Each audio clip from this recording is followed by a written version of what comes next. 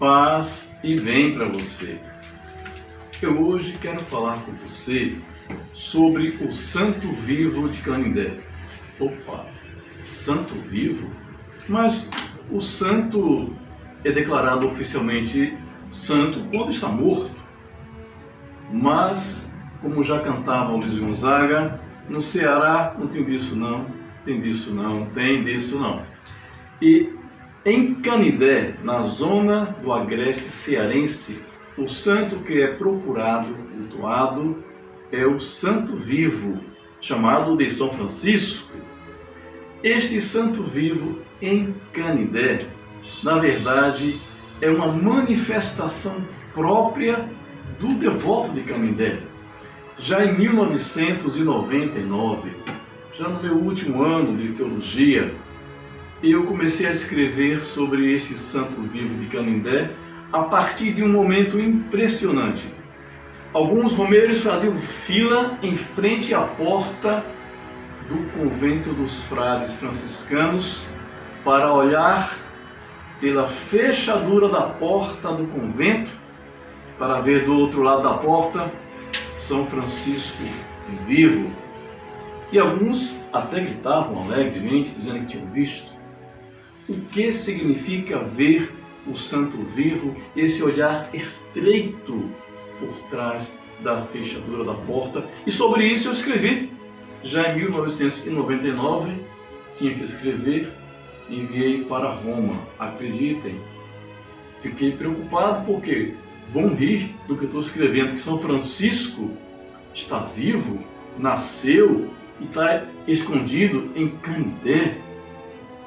Para minha surpresa, eles compreenderam a vivacidade do santo e até pediu que aprofundasse esse tema nos estudos da frente, mestrado e doutorado. E assim fizemos com uma grande pesquisa para compreendermos com mais intimidade a experiência do Santo Vivo. O Santo Vivo, na verdade, não é uma comunicação de alguém que já faleceu e hoje se faz memória. Na verdade, quando o devoto busca o Santo Vivo, ele está falando de si mesmo, dele vivo, que apesar dos seus sofrimentos, das suas lutas no dia a dia, eles conseguem superar suas dificuldades, estão vivos. E esse Santo Vivo, que é procurado em Canindé, eles dizem que está escondido na cidade, estão buscando, e que os frades não querem mostrar. Os frades sabem onde está São Francisco, mas não querem mostrar. Chegaram a trocar a fechadura da porta, colocando um tampão na frente, para que não olhassem pela porta, porque já estava virando um momento difícil, e alguns agrediam, querendo ver, querendo ter o contato com São Francisco. É uma forma de o romeiro se comunicar, falar de si, da sua experiência do sagrado, comunicar a sua própria busca de identidade. E isso mostra que nós temos que rever nossos conceitos de peregrinação. Porque hoje as romarias, as peregrinações apresentam sinais e mistérios que é necessário nós revermos, como é o caso do Canindé, nossos próprios conceitos e olharmos a experiência de fé dos romeiros a partir de uma outra ótica. Para os peregrinos de Canindé, não existe o tempo e o espaço cronológico, mas o experienciado no dia a dia dessa busca de manifestar a experiência do sagrado no Santo Vivo. Porque quanto mais eles se aproximam, se apresentam nessa busca do santo, mais eles falam de si mesmos, mais revelam-se quem são. E essas práticas fogem de certos rituais que os romeiros apresentam, os rituais oficiais. E essa busca do Santo Vivo se expressa a partir de 5 situações marcantes que dão origem a essa experiência do santo. Primeira experiência, O Santo Vivo revela o lugar sagrado. E como é que aconteceu isso, Marcelo?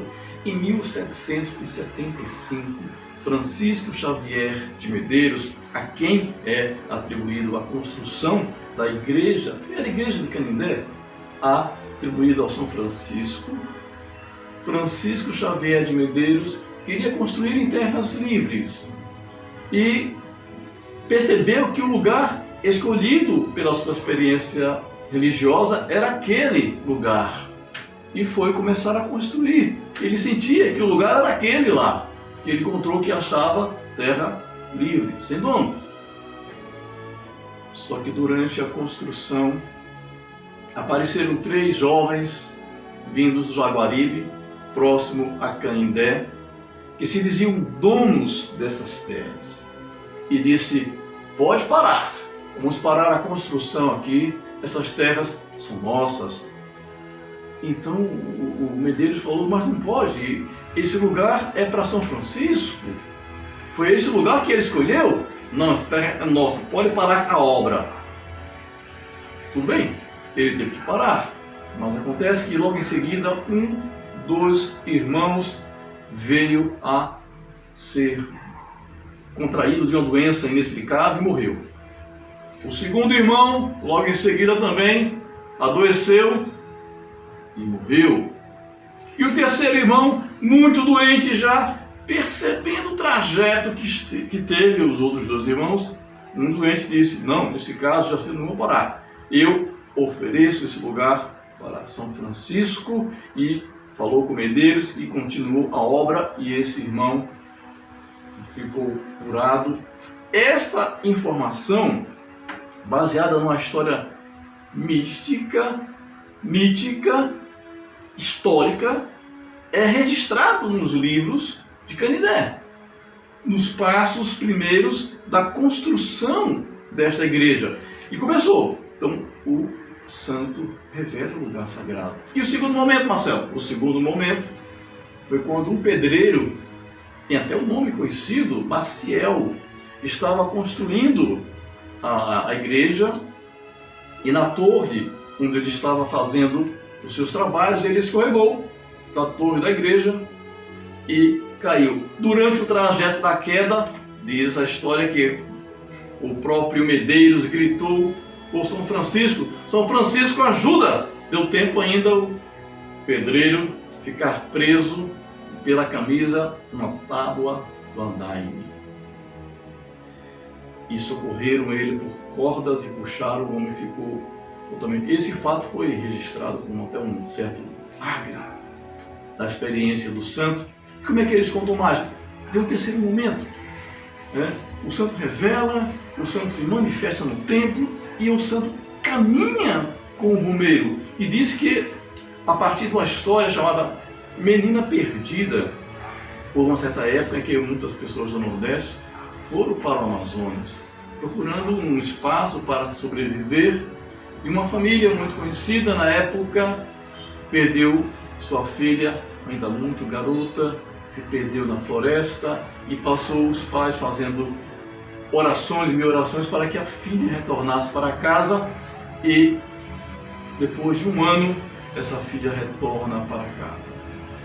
E quando chega em casa, aquela festa toda, e beijos e abraços, e perguntaram: mas o que você fez? Onde você estava? Procuramos tanto, anunciamos tanto, e você não dava sinal? Eu estava como um velhinho. Um velhinho tomava conta de mim. Ele afastava as feras, cuidava dos animais, cuidava de mim. E eles ficaram impressionados com a história. E a mãe disse que se a criança viesse para casa, ele iria oferecer a São Francisco. E de feito, viajaram para Canindé, e ao chegar na igreja de Canindé, a garotinha, ao ver a imagem de São Francisco, disse: mamãe, foi aquele velhinho que tomou conta de mim. E a mãe ficou muito feliz, e o pai também. Ficaram abraçados. Na volta para a sua cidade, onde estavam morando, no Amazonas, a criancinha veio a falecer. Há muitas versões dessa história, e diz que dormiu nos braços dos pais, como o oferecimento concretizado. Há muitas histórias, tem uma imagem dessa criança no museu. E o outro momento, Marcelo, que seria o quarto momento, é a busca desse santo a partir de uma identificação. É o santo que se identifica com o Romeiro e o Romeiro com o santo. Houve uma época na Canindé muito forte em que algumas pessoas ficavam indo para a peregrinação e furavam uma certa imagem de São Francisco para ver se saía sangue, como diziam os romeiros, ver se tinha sangue, ver se era o sangue da terra. Essa identificação de sangue da terra, é o santo vivo da própria cidade. E 1000 histórias se passaram por aí, né, de furar com os espinhos, e muitas comunicações a partir dessas experiências do santo vivo, e por fim o santo vivo escondido, que por isso é o hoje buscado. E quando há uma experiência profunda desses romeiros, como falei, temos que olhar pela ótica do romeiro, não olhar a partir da romaria, mas a partir do romeiro. E a partir do romeiro, nós percebemos que ele manifesta esse encontro, essa sua experiência a partir dos exvotos. E temos que rever também o conceito dos exvotos. Os exvotos, que são as peças de papelão, de madeira, onde comumente nas devoções eles levam uma maquete de um braço, de uma perna, para expressar uma parte do corpo que foi curada, que foi sanada, isso nas peregrinações, nas caminhadas. Pois bem, em Canindé esse conceito muda. Essas peças de madeira que são fabricadas em Canindé, que os exvotos oferecem no salão dos exvotos, que tem mais de 120 mil contabilizadas há uns anos atrás. A peça de um braço, de uma perna, várias peças lá, esse amontoado de peças representa a sociedade de Canindé fragmentada, é o povo em pedaços, mas ali em cada parte está a vida inteira do romeiro. Ali, naquele amontoado de peças, daqueles exvotos, eles falam da sua experiência com o Santo Vivo. É a memória deste encontro que eles tiveram com o Santo Vivo. Ali, eles falam em protesto, em silêncio gritante, que o santo se manifesta na sua vida e é com este que eles conseguem a superação da sua própria história. É a partir do santo que eles conseguem a casa, por isso uma maquete de uma casa. É a partir do santo que eles são curados, não é pelo médico, mas pelo santo, por isso uma perna, um braço. É a partir do santo que eles são formados, por isso diplomas. Ou seja, é a partir da experiência do sagrado, da superação, dessa busca do santo, que eles dizem que não estão funcionando corretamente as instituições de saúde. Quem me curou não foi o médico, quem me curou foi o santo. Os políticos não estão cumprindo com o que prometeu. Prometeram casa, moradia, cadê? Não foi ele que me deu, não foram os políticos que me deram casa. Quem me deu a casa foi o santo. E assim eles vão fazendo sua comunicação, a sua experiência crítica, a sua experiência religiosa, onde nós percebemos que os conceitos devem ser revistos. Exvoto não é pagamento de promessa, é memória de uma experiência, de um relacionamento afetivo com o sagrado, onde o manifesto sagrado em Canindé funciona assim. Penitência não é simplesmente sofrimento. Penitência em Canindé é superação. Não se vê sofrimento, se vê superação. Há muita experiência que tem que ser revista. Para conhecer São Francisco de Canindé, eu preciso conhecer o romeiro de Canindé, suas tradições, seus rituais, suas experiências místicas, sua fé. São Francisco de Assis alimenta a experiência do santo vivo. eles conseguem fazer esse diálogo do santo de Assis com o santo vivo, essa experiência mística do santo de Assis com o santo vivo de Canindé.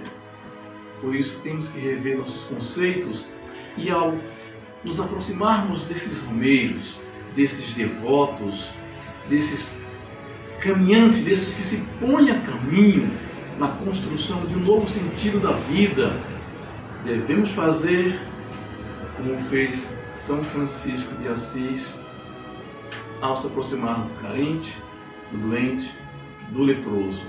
Ele não chegou com fórmulas prontas para ele.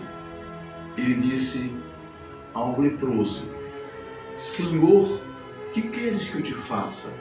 Tratando o leproso como um senhor, usando a mesma frase que disse para Jesus Cristo: Senhor, que queres que eu faça?